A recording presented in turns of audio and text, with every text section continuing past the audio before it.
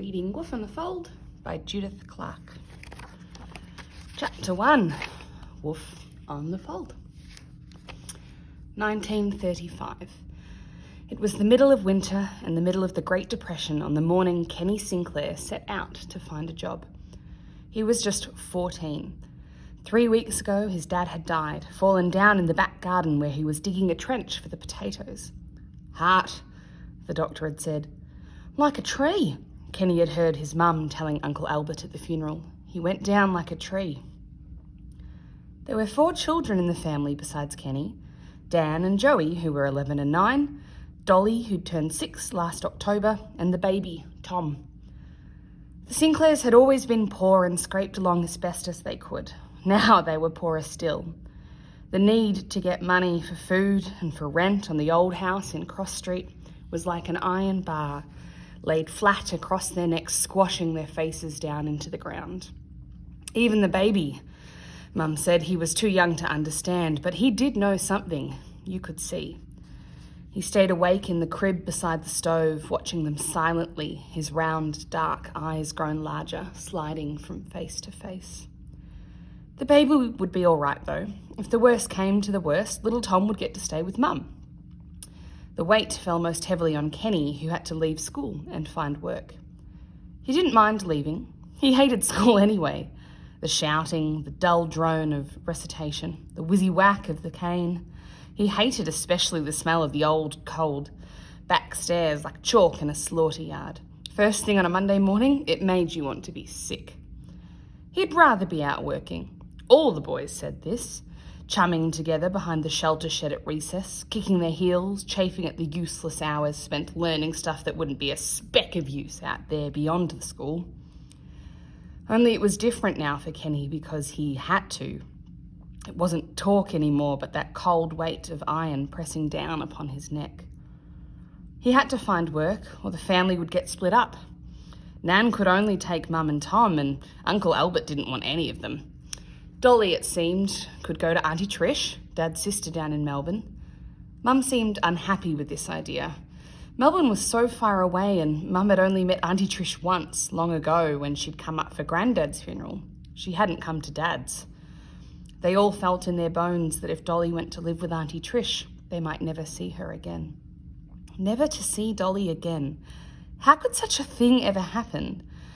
But they knew it could, because they knew anything might happen now. And Auntie Trish and Uncle George were different from them. They were rich. They lived in a big house beside the river, a house they owned instead of renting. They had a car, and their kids went to private schools. "She'd be treated like a little servant," Mum whispered to Kenny when his brothers and sisters were out of earshot. "Though I suppose it's better than a home." Anything was better than a home.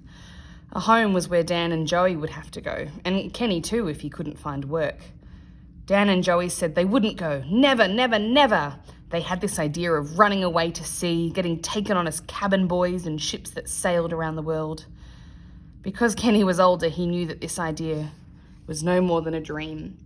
The stuff of boys' adventure books. It was rubbish. Rubbish the pair of them talked up when they got scared in the middle of the night. You only had to think about it for a second. What ship would take on Dan and Joey, young and runty as they were? Joey wore thick hospital glasses, one lens pasted with brown paper to correct his faulty sight. Dan looked 8 instead of 11, and he was the kind of loud-mouthed, squawky kid that older boys bashed up on sight. Even if a miracle happened and some kind captain took them on, the sailors would chuck Dan overboard the minute the ship left port. Dan and Joey would never be able to find their way to the sea. It was miles away, and if they'd ran off, they'd only get lost. Like Dolly, if she went to Melbourne, they might never be seen again. Kenny's mum woke him early that morning. He set out to look for work. When he came into the kitchen, his head still thick with sleep, she had the stove alight already and a big pot of porridge simmering on the top. The room seemed lovely to him, warm as a blessing, and it was ages since he'd been alone with Mum like this, sitting with her over breakfast without the other kids around. She'd given him the creamy top of the milk on his porridge and a sprinkle of rich brown sugar, and his bowl was full to the brim. Hers wasn't. Her bowl was only half full, or less.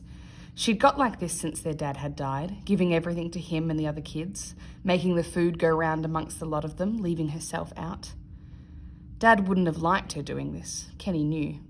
He'd have loved her for it, with the same harsh, painful love Kenny felt right now, a love that held a spark of anger deep inside. But he wouldn't have liked it, the way it made you feel guilty and wrong inside. When she got up to fill the kettle and her back was turned, Kenny, moving quickly, spooned extra porridge from his bowl to hers. She noticed the moment she sat down. Kenny felt the flick of her eyes towards his face. "Don't," he urged her silently. "Don't say anything, and don't give it back, please." He wanted her to have it.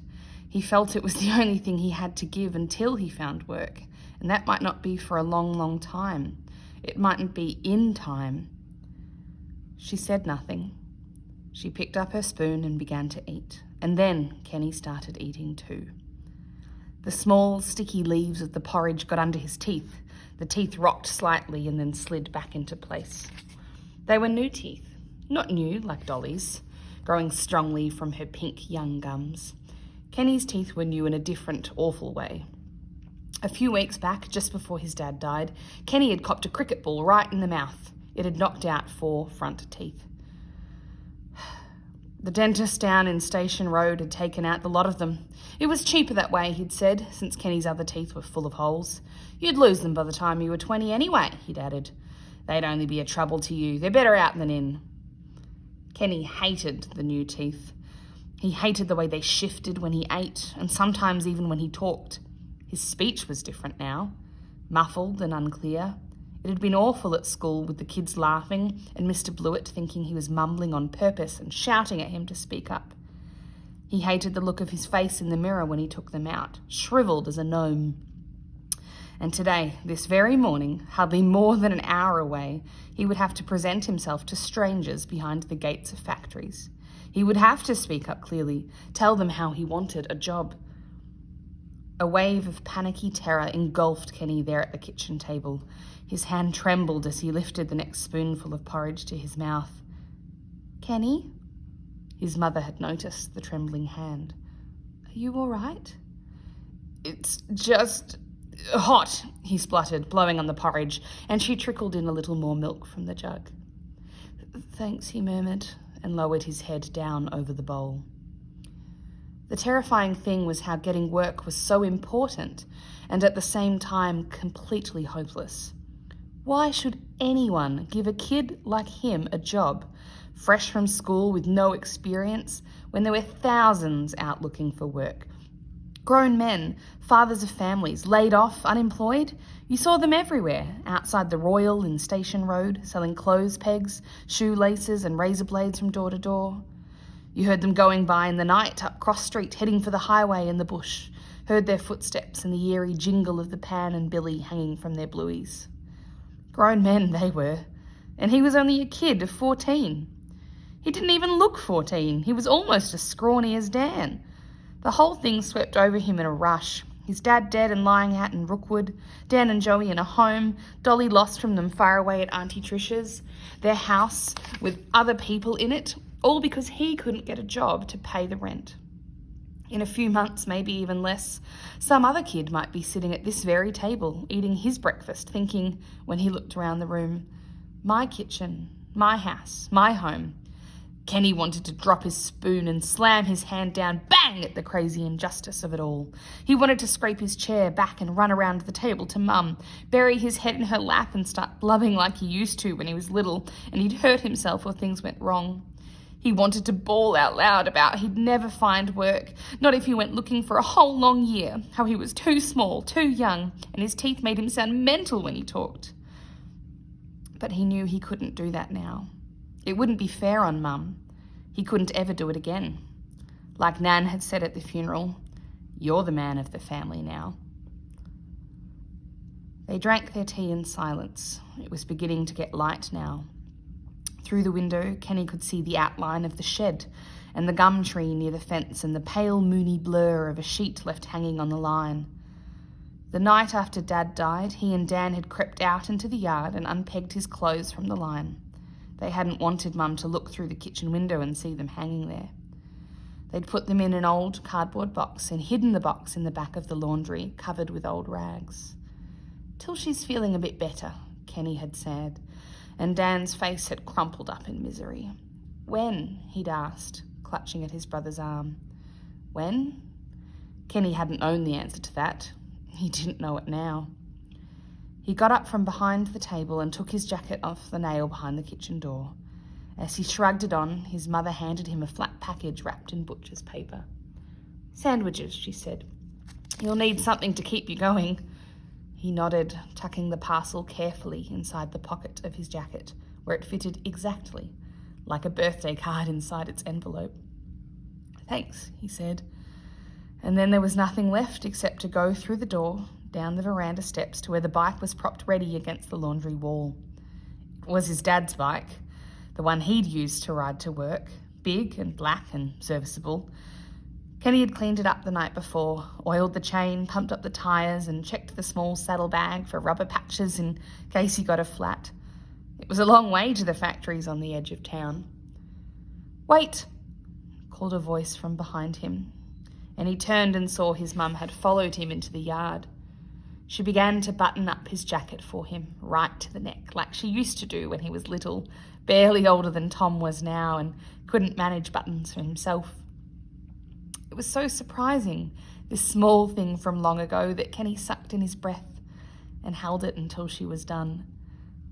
"There," she said, fastening the very last button, giving his shoulder a pat and standing back to look at him. The colour flushed up in his face. "I'll be off then," he muttered, leaning forward, aiming an awkward peck at her cheek, which missed and caught the tip of her cold nose. "Good luck," she whispered. He wished she'd go back inside the house now and leave him to get on with it. But no, she had to follow him up the path to the front gate, and the moment he placed his foot on the pedal, she laid her hand on his arm. "Be careful going through the flatlands," she said. The flatlands was the long stretch of marshy country between their place and the suburbs where the factories began. It was a wasteland, miles of flat, soggy country riddled with tiny trickling creeks, crisscrossed by narrow tracks which went nowhere, wandering through thickets of blackberry and lantana, ending in bogs and brambles or great banks of quivering, rustling reeds. It was a lonely place where no one lived and where strange little winds blew even on the stillest of days. "Careful," he echoed. "Be sure you keep to the road, Kenny. Don't go off it and don't stop for anyone." "There won't be anyone around this early," said Kenny, and then his mum replied that some people kept odd hours. It was the word odd which made him realise she was talking about the man who'd taken those boys away. 2 boys, one last week and the other a month back now.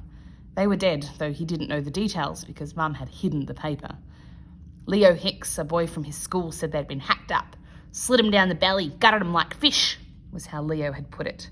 But you couldn't be sure if he was right. Leo Hicks made things up.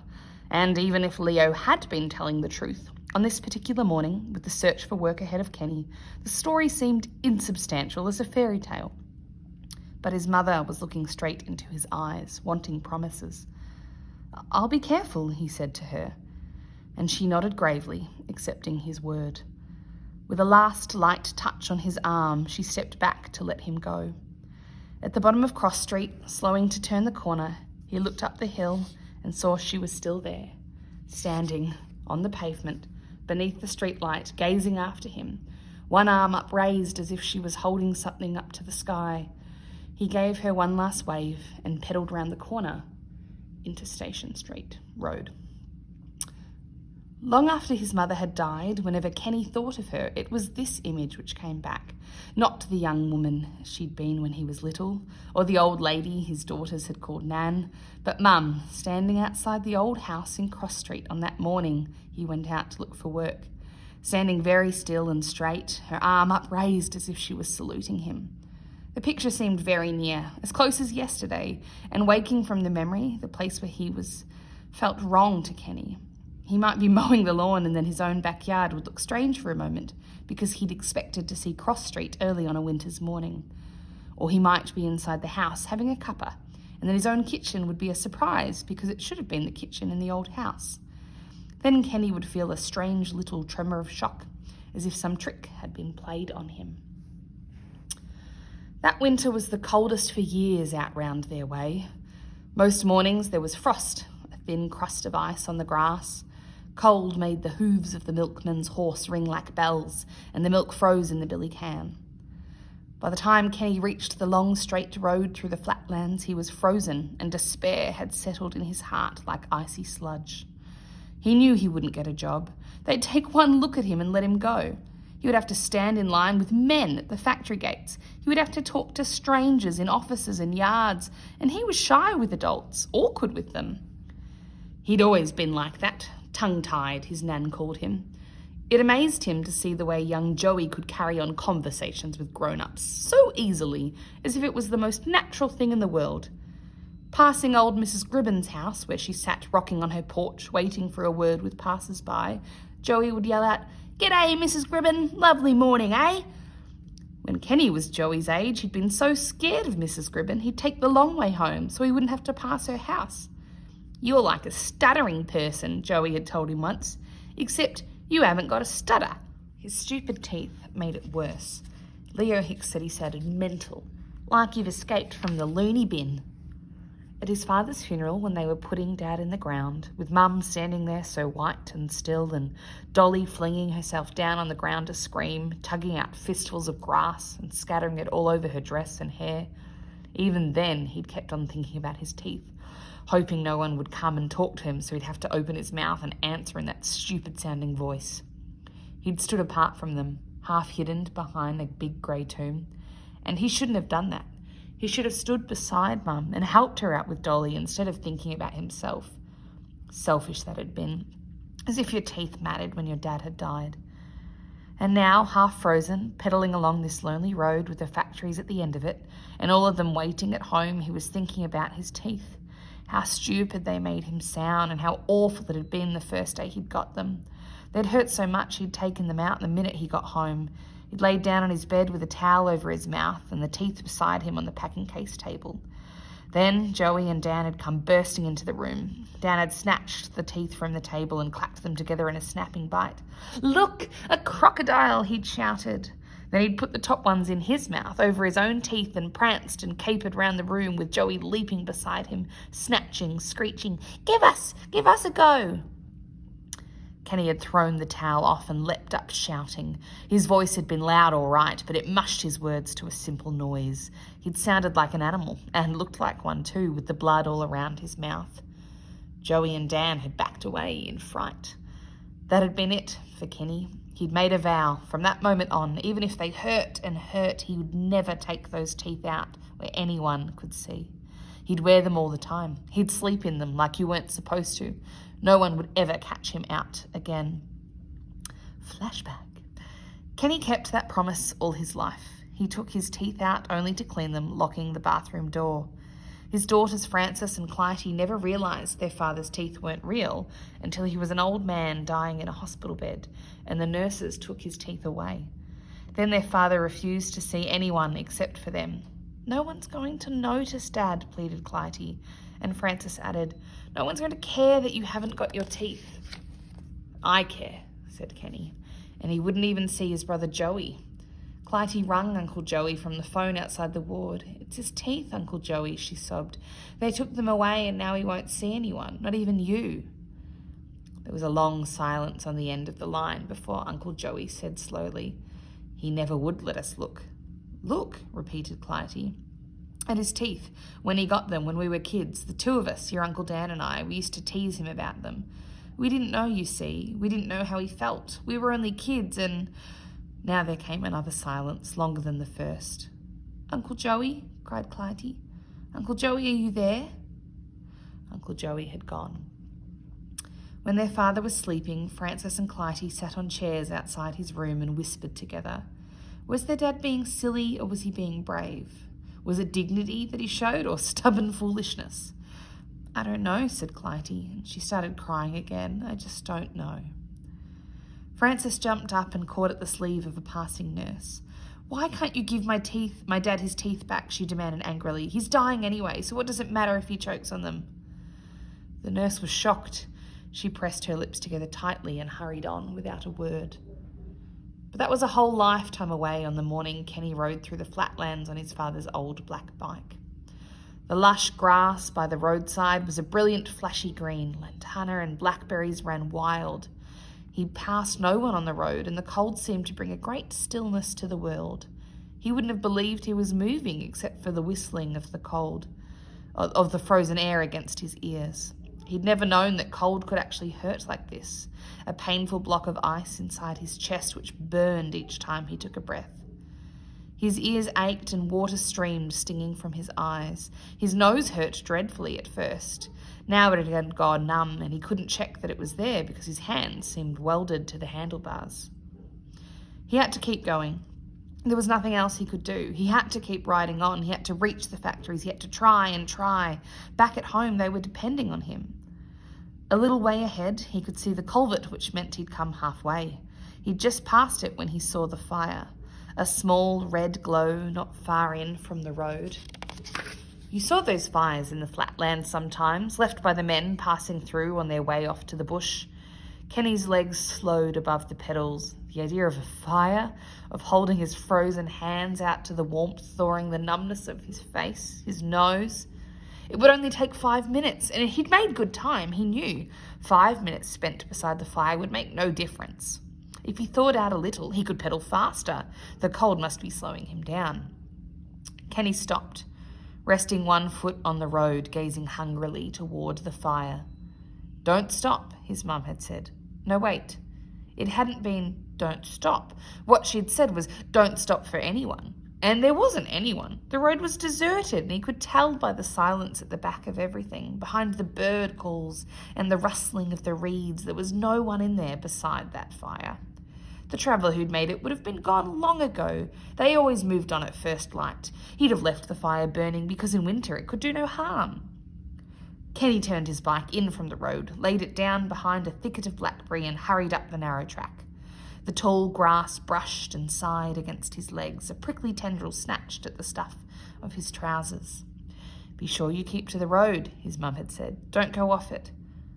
Yes, she'd said that all right. He stopped. The fire was so close now he could almost feel its lovely warmth pulsing through the air, like the kitchen this morning when he'd stepped inside. He knew this place, this first track past the culvert. He and Leo Hicks had come here in the summer. They'd built a cubby in the very clearing where the fire now burned. You could see the road from that clearing. That's how close it was. What Mum had meant, really, what she must have meant was, don't try and take a shortcut through the flatlands. The paths he and Leo had followed last summer hadn't gone anywhere. They'd ended in the reeds. But people said there were tracks which led all the way to the suburbs on the other side. And that was what his mum had meant, of course. She'd been worried he'd get lost taking one of those, end up in reeds and brambles, have to double back and waste his time. Well, he wasn't doing that. He'd only take 5 minutes and then he'd be back on the road. Kenny walked quickly down into the clearing. He was so intent on reaching the warmth that he didn't notice the man until he spoke.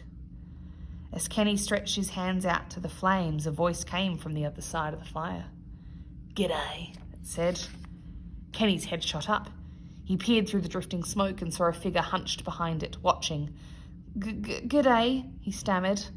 And at once his mother's words came back to him, how when she'd said, "Some people keep odd hours," he'd known at once she meant the man who'd taken those kids away.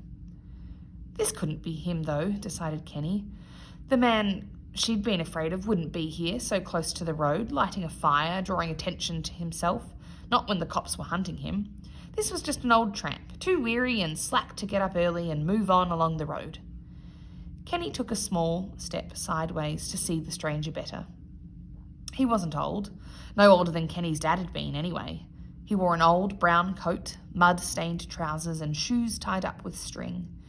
He was the sort of man you'd saw in the street every day. His face was the kind you'd never noticed. He didn't look cruel or bad. "Cold out, eh?" the stranger said to Kenny. The boy nodded. "Fancy a cuppa?" The man gestured toward a blackened billy on the ground beside him. "Nah," said Kenny. "I've got to go in a minute. I only came to get warm," the stranger finished, moving forward to stir the fire. "Be my guest," he murmured, and sparks like rubies flew into the air. "Out early this morning, aren't you?" "I'm looking for work," mumbled Kenny. "Oh, dearie me." The words sent a thrill of fright down Kenny's spine. They weren't strange in themselves. They were ordinary and familiar. He'd heard his nan say them often, when Tom grizzled, when Dolly fell down the steps and cut her knee.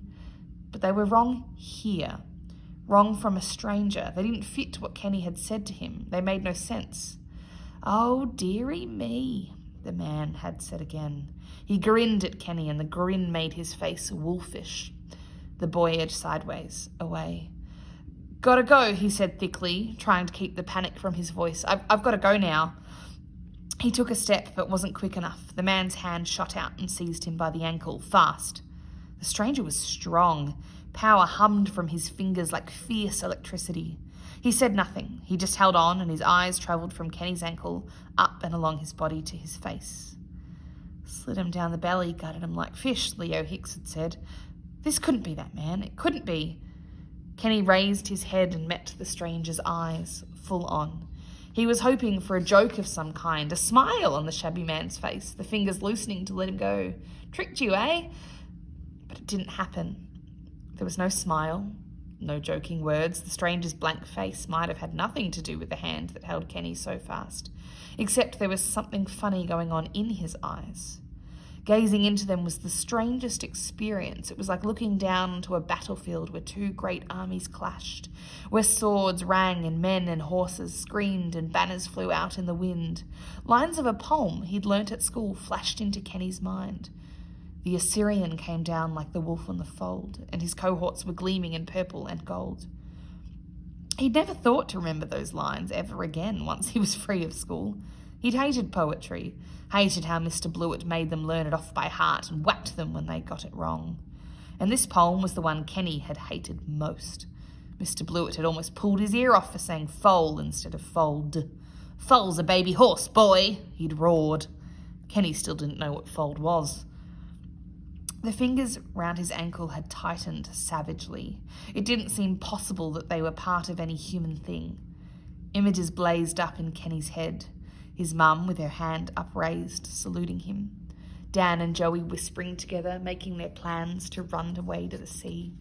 Dolly's little face, Tom's big round eyes, his fear of not being able to find work, his shyness, his stupid teeth. He saw now that these were mere specks of dust in the kingdom of his life. He needed that life. He had promises to keep. And the promise to find work seemed easy now. It was nothing to the greater one, how there had to be a Kenny who'd come home tonight, who'd walk in alive through their own kitchen door. He had to keep that promise first. The battle raged on in the stranger's eyes. Kenny knew it would be no good to struggle, to pull away, to cry out. The second he did that, he'd be finished, slit down a belly, gutted like a fish. That was plain as day. With some deep, sure instinct, he saw that his only chance lay in keeping still and quiet. A possum playing dead, a sky with no clouds in it, until the battle finished, the swords fell, the shouting died, and the banners drooped across the field. And it was good how more lines of that poem came to Kenny then. Repeating those lines in his head helped him to keep still, to draw so far inside himself he mightn't have been there, might never have come there in the first place, ridden by without stopping, his tyres humming on the road. The Assyrian came down like the wolf on the fold, chanted Kenny silently, and his cohorts were gleaming in purple and gold, and the sheen of their spears was like stars on the sea, where the blue wave rolls nightly on deep Galilee. Yes, it was good the way those lines came rolling in to him. Years on, when he was a father and a family man, it always made Kenny smile to think how that poem he'd hated had kept him going, kept him still and quiet in that iron grip, spared him, brought him home to the house in Cross Street safe and sound. When Frances and Clytie moaned about their homework, Kenny would madden them by saying, "Get on with it. You never know what might save your life one day." Kenny would thump her English homework down in front of him. "How could this save your life, Dad? How could it ever?" "You never know," her dad would say again, and catch her eye with such sweet seriousness that she'd stop being mad at him. where the blue waves rolls nightly on deep Galilee, mouthed Kenny, and now he felt so far away he could have been up in the sky, gazing down on himself, standing in the clearing, his foot held fast, a silly rabbit caught in a murderous trap. The blue wave rolls nightly, and all at once, the man's fingers loosened, fell away. His hands rushed up to shield his eyes. Kenny leapt. He bolted from the clearing, pounded up the track, seized his bike from behind the blackberry thicket and rode away. Not once did he look back. He'd kept his promise. He'd be home tonight. At the very first factory he came to, Kenny was given work. And when he later came to tell Frances and Clytie about that winter's day when he'd set out to find work, he never once mentioned the man beside the fire. He talked about the coldness of the morning, how his nose had gone numb and his hands frozen to the handlebars of his dad's old bike. He talked about how scared he'd been, how sure of failure, how he hadn't thought he had a chance in the world of getting any kind of job, and how he'd kept on riding anyway. That's chapter 1.